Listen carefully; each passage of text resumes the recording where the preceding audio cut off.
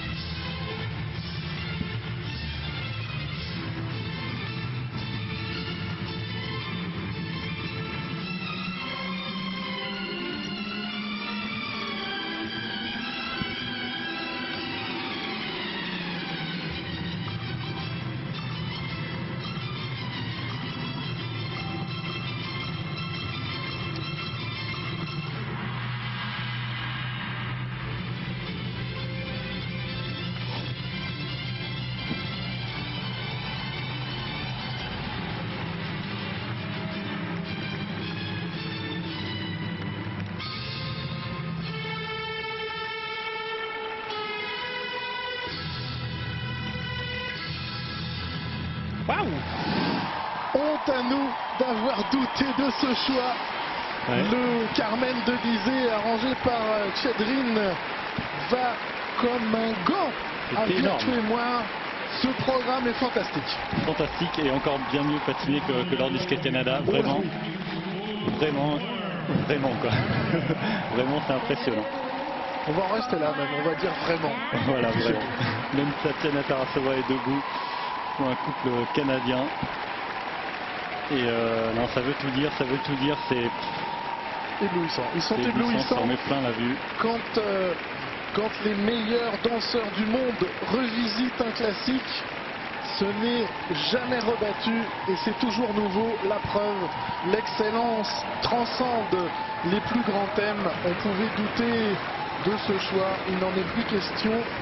Virtue et Moire, évidemment, vont remporter la victoire dans cette Coupe de Russie, ça c'était déjà oui. évident. Mais en plus, s'avance dans la saison avec les meilleures assurances du monde, celle du talent et peut-être même du génie. Ouais. Car Tessa Virtue est une Carmen absolument ébouriffante. Incroyable, et c'est vrai qu'elle se réinvente. Regardez ce porté là. Pardon. Non, c'est vrai qu'elle se réinvente parce que c'est pas du tout sa personnalité à la base. D'être Carmen, ça demande un tempérament. D'habitude. Oui, complètement. Et là, c'était presque sexuel au début. C'est vraiment c'est volcanique. Voilà, exactement.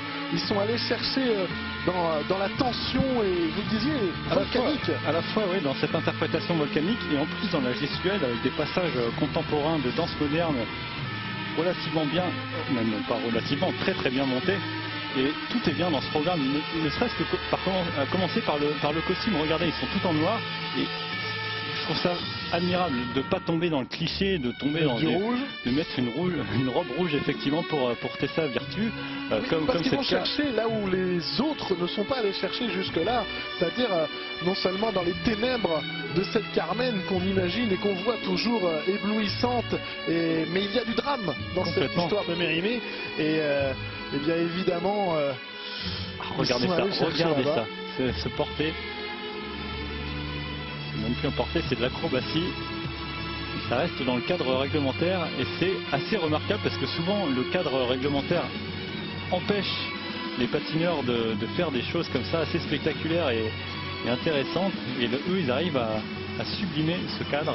Elle est transfigurée à la fin et ce n'est pas la Tessa Virtue qu'on connaît et c'est tant mieux. J'ai une mauvaise nouvelle pour tous les danseurs de la Terre. Les patrons sont pas prêts de laisser leur place, surtout pas avec un tel programme. Tessa Virtue et Scott Moir au sommet devant nous. Ça score, ça monte. Et c'est normal, même s'ils ont ils sont quand même à 10 points de leur meilleur score. Voilà, exactement. C'est peut-être un petit peu sous-noté pour le coup. Quand même. D'ailleurs, ils sont pas ravis. Hein. Non, parce qu'ils ne sont pas payés par rapport à, on va le dire. Évidemment, ça change rien.